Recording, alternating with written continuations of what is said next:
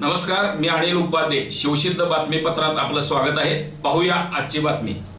गुन्ह्यातील टेम्पो सोडवण्यासाठी आणि कोर्ट कामात मदत करण्यासाठी 50,000 रुपयांची लाच मागितल्याचे निष्पन्न झाल्यानंतर लाचलुचपत प्रतिबंधक विभागाने गांधीनगर पोलीस ठाण्याचे सहाय्यक पोलीस निरीक्षक दीपक शंकर जाधव, पोलीस उपनिरीक्षक आबासाहेब तुकाराम शिरगिरे आणि पोलीस कॉन्स्टेबल संतोष बळीराम कांबळे यांना अटक करण्यात आली.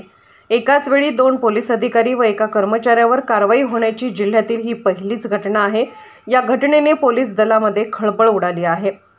याबाबत सविस्तर माहिती अशी की करवीर तालुक्यातील गांधीनगर पोलीस ठाण्याकडे एका गुन्ह्यामध्ये तक्रारदार यांचा आयशर टेम्पो जप्त होता.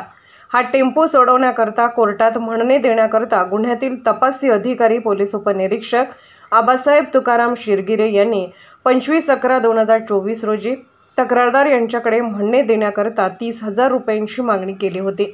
तसेच तक्रारदार यांच्या पार्टनरकडे 25/11/2024 रोजी गांधीनगर पोलीस ठाण्याचे सहाय्यक पोलीस निरीक्षक दीपक जाधव यांनी फोन करून गुन्ह्यात मदत करतो यासाठी 25,000 रुपयांची मागणी केली होती.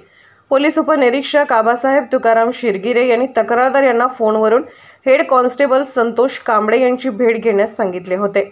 त्याचप्रमाणे तक्रारदार यांनी संतोष कांबळे यांची भेट घेतली असता पोलीस उपनिरीक्षक आबासाहेब तुकाराम शिरगिरे यांच्या म्हणण्यानुसार 20,000 रुपये, त्यामध्ये तडजोड करून 15,000 रुपये आबासाहेब तुकाराम शिरगिरे यांच्यासाठी तसेच सहाय्यक पोलीस निरीक्षक दीपक जाधव यांनी तक्रारदार यांच्याकडे तक्रारदार अटकेत असताना यापूर्वी पैसे घेतले कबुली देऊन गुन्ह्यात मदत करण्यासाठी उर्वरित राहिलेले 35,000 रुपयांची मागणी केली.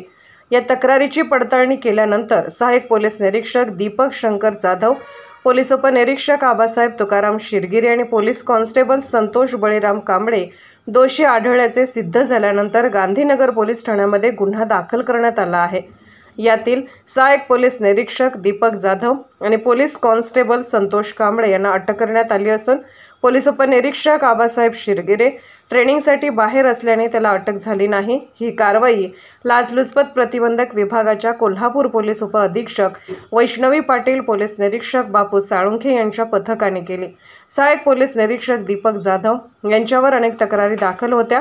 7 डिसेंबर रोजी जिल्हा पोलीस प्रमुख महेंद्र पंडित यांनी त्यांची तडकाफडकी नियंत्रण कक्षाकडे तोंडी आदेश देऊन बदली केली होती.